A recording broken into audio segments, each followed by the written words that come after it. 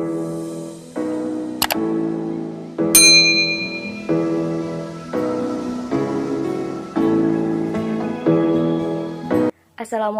warahmatullahi wabarakatuh. Sebelumnya perkenalkan, nama saya Atala Dedana Alfaini dengan NIM 1903211000051. Di sini saya dari kelas EPPA akan menjelaskan mengenai review jurnal internasional efisiensi ekonomi pada komoditas pertanian untuk memenuhi tugas ujian akhir semester mata kuliah ekonomi produksi pertanian yang diampu oleh Ibu dosen Elis Fauziah. Nah, judul yang saya ambil di sini adalah efisiensi ekonomi produksi sayuran irigasi di negara bagian Borno, Nigeria dengan stokastik, pendekatan fungsi batasan biaya. Nah, pembahasan pertama mengenai latar belakang. Jadi, sayuran di sini memiliki peran yang sangat penting bagi diet manusia serta konsumsi sayuran sebagai sumber mineral dan vitamin yang murah ini tidak bisa diremehkan sebab dapat melengkapi pola makan yang sehat pada masyarakat setempat. Kemudian selain itu, produksi sayuran berfungsi sebagai sumber mata pencaharian bagi petani kecil di negara tersebut, sehingga juga dapat menciptakan lapangan pekerjaan dan dapat mengurangi kemiskinan yang ada. Nah, Nigeria adalah salah satu negara penghasil sayuran terbesar di Afrika. Kemudian, Borno adalah negara bagian yang mempraktikkan produksi sayuran irigasi pada musim kemarau ini dengan perairan kondisinya irigasi. Kemudian tercatat 10.000 hektar lahan dikhususkan untuk budidaya sayuran. Sehingga alasan dari peneliti mengambil atau mengangkat masalah mengenai ini disesuaikan dengan kondisi lapang dan potensi yang ada pada negara tersebut. Nah, setelah mengetahui latar belakang yang ada pada jurnal, berikutnya adalah tujuan penelitian.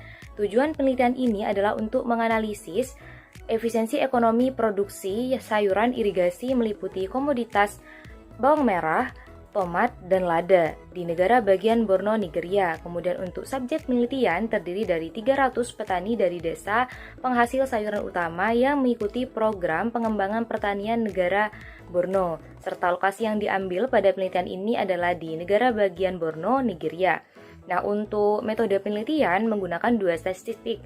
Ada statistik deskriptif dan statistik inferensial.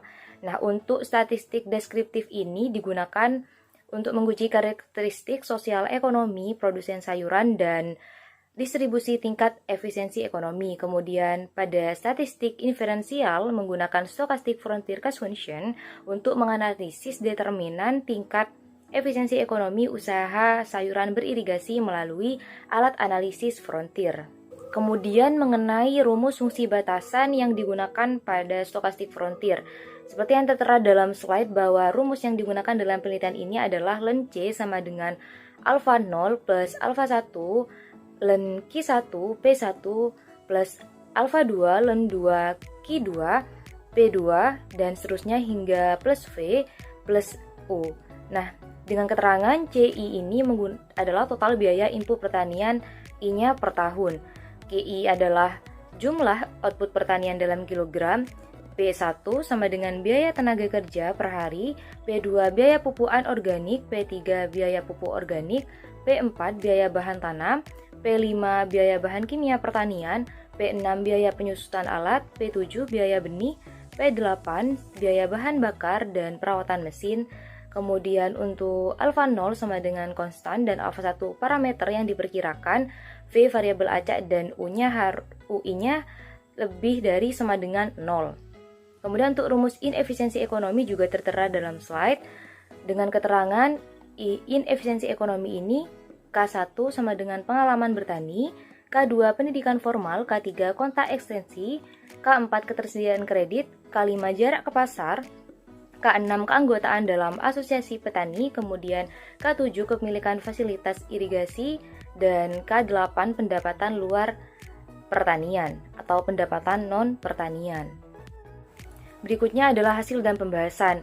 Yang pertama dibahas adalah mengenai karakteristik sosial ekonomi responden atau petani yang ada di tempat penelitian dengan cara membaca pada output yang dihasilkan di tabel 1. Dari tabel tersebut didapatkan hasil bahwa petani di daerah penelitian didominasi oleh laki-laki dengan persentase sebesar 99,70% dibandingkan dengan petani perempuan. Hal ini diakibatkan oleh keadaan dari pertanian irigasi memerlukan tenaga kerja yang keras. Kemudian yang kedua adalah umur petani didominasi oleh kaum muda. Sekitar 45,90% persentase bahwa lebih banyak kaum muda dibandingkan orang dewasa ke atas, sebab di sini pertanian memerlukan kemampuan manajemen yang lebih banyak. Kemudian untuk ukuran rumah tangga ini berada di bawah 10 orang, sekitar persentase 46,30%. Kemudian tingkat pendidikan petani kurang dari 10 tahun dengan persentase 70,90%. Artinya bahwa di daerah ini pendidikan petani rata-rata terakhir adalah sekolah dasar. Untuk pengalaman petani sekitar 11 sampai 20 tahun dengan persentase 54,40%. Kemudian jenis kepemilikan tanah atau lahan ini diwariskan dengan penjelasan persentase sebesar 54,30%. Untuk ukuran lahan pertanian yang dibudidayakan berkisar kurang dari 1,5 hektar dengan persentase 28,70%. Kemudian untuk jenis sayuran yang lebih banyak ditanam dalam lahan pertanian di negara penelitian ini adalah bawang merah atau tomat dengan persentase 25% dibandingkan dengan komoditas lainnya. Kemudian pada tabel lanjutan di tabel 1 mengenai output karakteristik responden diketahui bahwa pekerjaan utama responden atau masyarakat sekitar adalah sebagai petani sayuran dengan persentase sebesar 88,20%. Nah, untuk pendapatan pertanian per tahunnya adalah 100.000 sampai 150.000 dengan persentase 25,60%. Untuk pendapatan non pertanian per tahunnya yakni 50.000 sampai dengan 100.000 dengan persentase 49%.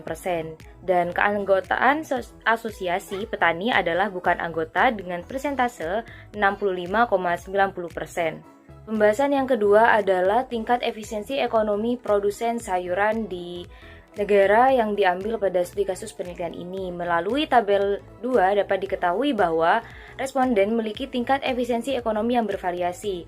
Efisiensi ekonomi berkisar antara 0,44 hingga 0,99 dengan rata-rata efisiensi ekonomi perusahaan atau produsen dari masing-masing komoditas yaitu 0,72, 0,86, 0,73, 0,78 dan 0,78 pada masing-masing untuk komoditas bawang merah, tomat, lada, bawang merah dan tomat, dan bawang merah dan lada. Untuk tingkat efisiensi ini yang diamati menunjukkan bahwa pemanfaatan sumber daya yang ada kurang karena ketidakmampuannya untuk beroperasi pada batasan biaya yang ada.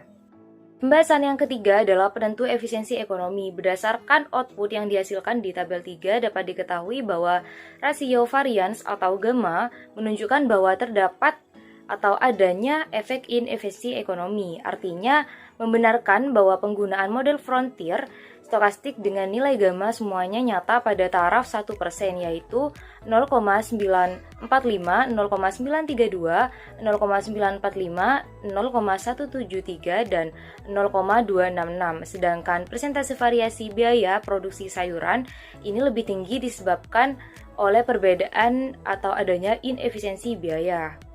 Selain itu, melalui tabel 3 kita dapat mengetahui bahwa koefisien tingkat upah untuk semua perusahaan atau produsen masing-masing komoditas ini positif dan signifikan pada tingkat 1%, kecuali pada produsen bawang dan lada.